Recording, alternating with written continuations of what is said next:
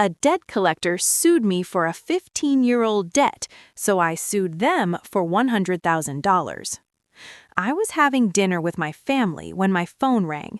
It was an unknown number. I usually ignore them, but this number had called 10 times in the last hour. I picked up. "Hello? Is this Alan?" a gruff voice barked.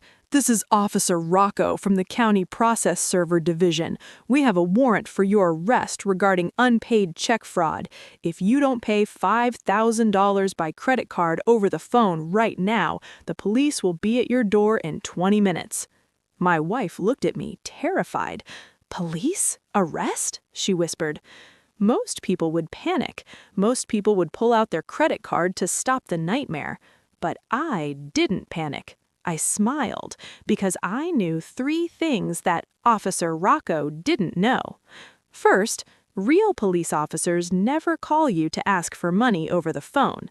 Second, the debt he was talking about was from a medical bill 15 years ago that I had already paid off. And third, I was recording the call. This wasn't a police officer. This was a junk debt collector, a bottom feeder who buys old, expired debts for pennies and uses illegal terror tactics to squeeze money out of innocent people. He thought he was hunting a victim. He didn't realize he had just walked into a legal minefield. Under the federal law known as the FDCPA, every threat he just made was a violation worth $1,000. By the end of this phone call, he would owe me more money than I allegedly owed him. Here is the story of how I turned a harassment call into a 6-figure settlement check. My name is Alan. 10 years ago, I went through a messy divorce and a medical crisis that ruined my finances. My credit score dropped to 400. I had collections calling me every day. But I fought back. I spent the last decade rebuilding my life. I paid off my creditors. I learned the laws. Today, my credit score is 800. I own my home. I am debt-free. So when Viper Financial started calling me, I knew something was wrong. It started on a Monday. My phone rang at 6 a.m., then 7 a.m., then 8 a.m. It was an automated robocall, leaving voicemails saying, "This is an urgent message for Alan regarding a legal matter." I checked my credit report. Nothing. No open collections, no late payments. This is what we call zombie debt. Here is how the scam works. Big banks sell their unpaid debts to collection agencies, but sometimes they sell debts that are already paid, or debts that are too old to be legally collected, expired statute of limitations. These junk debts are sold in spreadsheets for pennies. A company like Viper Financial buys a spreadsheet with 10,000 names for $500. If they can scare just one person into paying $5,000, they make a massive profit. I decided to investigate Viper Financial. They were a shell company operating out of a strip mall in Buffalo, New York. Their online reviews were a horror show. People crying about being threatened, harassed, and fired from their jobs because Viper called their employers. That evening, Viper escalated the attack. My neighbor, Mrs. Gable, knocked on my door. She looked embarrassed. "Alan," she said, "a man called my house landline. He said he is looking for you. He told me you are a criminal hiding from the law. Is everything okay?" I felt my face go hot. This is a tactic called blockbusting, or third-party disclosure. It is strictly illegal under the FDCPA. A debt collector cannot tell your neighbors, friends, or family about your debt. They are only allowed to ask for your location contact info. By telling my neighbor I was a criminal, they had just committed defamation of character. I apologized to Mrs. Gable and went back inside. I wasn't just annoyed anymore, I was angry. They were attacking my reputation. Then my boss called me. "Alan," my boss said, "why is a man named Rocco calling the office main line? He screamed at the receptionist and said they are going to garnish your wages starting tomorrow. You need to handle this. We can't have this drama at work." Garnishing wages requires a court order. You have to be sued, lose the case, and get a judgment first. Viper Financial had skipped the entire legal system and gone straight to threats. They had crossed the line. I went to my desk and opened a new file folder. I labeled it Project Viper. I wasn't going to block their number. I was going to answer every single call, and I was going to make them pay for every second of it. The key to suing a debt collector is documentation. In court, it's not about what they said, it's about what you can prove. I printed out a debt validation call log. It had columns for date, time, name of agent, and violation type. Then I answered the phone. "This is Alan," I said, sounding scared and weak. I wanted them to think their tactics were working. "Listen to me, scumbag," the agent said. It was Rocco again. "We are done playing games. I have the papers on my desk. We are filing a lawsuit at 5 p.m. today. We are going to take your house. We are going to take your car." "Please don't," I begged, while checking the recording levels on my device. "I want to pay, but I don't remember this debt. Can you send me proof? Can you send me the original contract?" "We don't have to send you anything," Rocco shouted. "The proof is in the system. You pay now or you go to jail for check fraud." Violation number 3, threaten arrest. Debt collectors cannot arrest you. Debt is a civil matter, not criminal. Violation number 4, refusing to validate the debt. Under the law, if I ask for proof, they must stop collection activity until they provide it. Okay, I stammered. "How much is it?" $5,420, Rocco said. "But if you pay today, I can talk to my manager. Maybe we settle for $3,000. "I don't have $3,000, I said. "Do you have a credit card? How about your 401k? Cash it out." I need to talk to my wife," I said. "If you hang up, the deal is off and the police come," Rocco threatened. "Okay," I said. "Call me back tomorrow at 9 a.m. I will try to get the money." 9 a.m. sharp, Rocco said. "Don't make me come over there, Alan. I know where you sleep."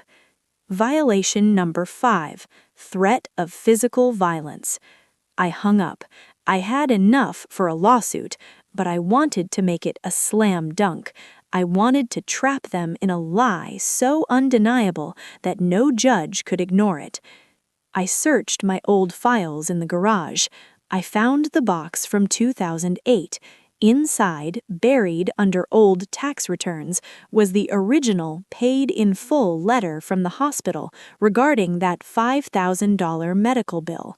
I had proof the debt was paid. Viper Financial was trying to collect on a debt that didn't exist. I scanned the letter. The next morning at 9 a.m., I didn't wait for Rocco to call. I called him. But I didn't call alone.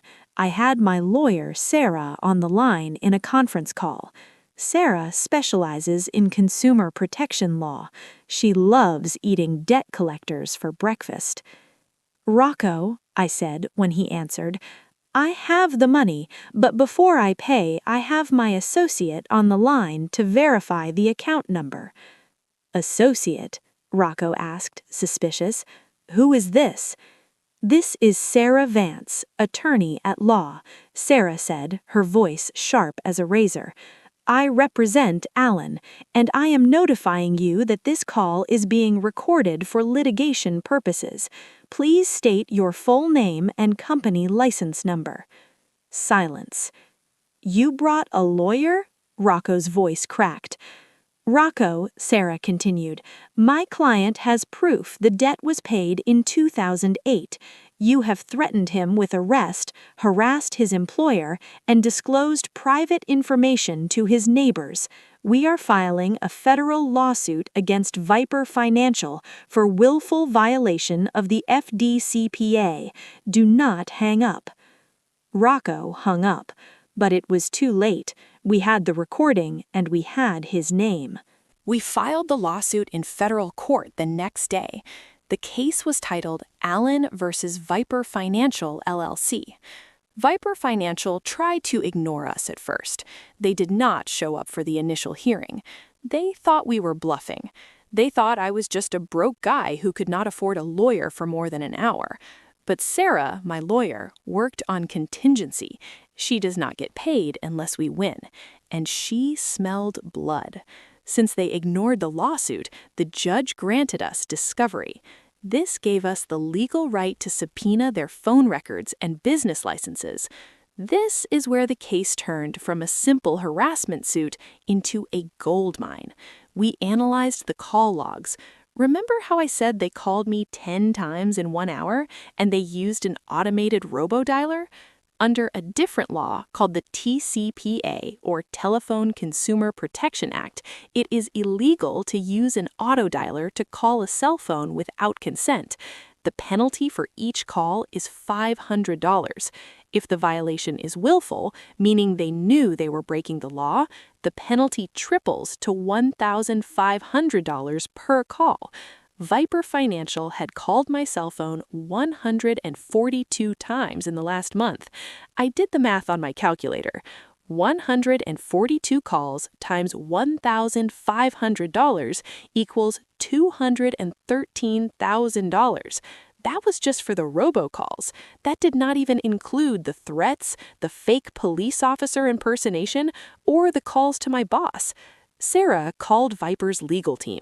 She told them that we were amending our complaint. We were not suing for $5,000 anymore. We were suing for $250,000. Suddenly, Viper Financial was not ignoring us anymore. Their owner, a man named Mr. Stone, called Sarah begging for a settlement meeting. The settlement meeting took place in a glass conference room downtown. Mr. Stone showed up with his lawyer. He looked like a used car salesman who hadn't slept in a week. Rocco, the agent who threatened me, was nowhere to be seen. "Look," Stone said, sweating. "Rocco was a rogue agent. We fired him. We didn't know he was making threats. We are willing to wipe Allen's debt clean. You owe us nothing. We walk away. Deal?" "The debt is already zero," I reminded him. "I paid it 15 years ago. You were trying to collect on a phantom debt. That's fraud." "We can offer you $5,000 for your trouble," Stone's lawyer offered. "Nuisance value." Sarah laughed. She opened her laptop. "Mr. Stone, would you like to hear the recording?" She pressed play. The room filled with Rocco's voice screaming, "The police will be at your door in 20 minutes." Then she played the part where he admitted to calling my boss. Then she pulled out the call logs showing the 142 robocalls. "Your rogue agent defense doesn't work," Sarah explained, "because your robodialer made the calls, not Rocco. That is systemic. That is company policy." Stone turned pale. He knew that if this went to a jury trial, the jury would hate him. A jury would award me millions in punitive damages just to punish him. "We will settle," Stone whispered. "How much?" $100,000, I said. "Cash, tax-free, and you delete my file from your database permanently, and you send a letter of apology to my boss and my neighbor." "That's too much," the lawyer protested. "Then we go to trial," Sarah said, closing her laptop, "and we will bring the other 5,000 people on your calling list into a class action lawsuit." The threat of a class action was the kill shot. If we contacted the other victims, Viper Financial would be bankrupt overnight. Stone grabbed his lawyer's arm. "Pay him. Just pay him." 2 weeks later, the check arrived. $100,000. After paying Sarah her 30% fee, I walked away with $70,000. Not bad for answering a few phone calls. I used the money to pay off the last bit of my mortgage and take my wife on a vacation to Hawaii. A real vacation, not one paid for with credit cards. But the best part wasn't the money. It was the letter I received a month later. It was a copy of the apology letter Viper Financial sent to my boss. "Dear Sir, We sincerely apologize for the unprofessional conduct of our former employee. Mr. Allen owes no debt to our agency, and the statements made regarding his character were false. My boss framed it and hung it in the break room. We still laugh about it. Viper Financial went out of business 6 months later. Turns out I wasn't the only one who fought back. Once word got out, the lawsuits piled up and they folded. I learned a valuable lesson. In America, debt collectors thrive on fear. They rely on you not knowing your rights. They rely on you being too embarrassed to talk about money. But the law is on your side. The FDCPA, Fair Debt Collection Practices Act, is a shield, and the TCPA is a sword. If a debt collector calls you, don't panic. Don't hang up. Pick up the phone, hit record, and ask them to verify the debt. You might just turn a nuisance call into a down payment on a house. Thanks for watching. If you want a checklist of what to say to a debt collector to trap them legally, check the link in the description. Don't forget to like and subscribe for more financial justice.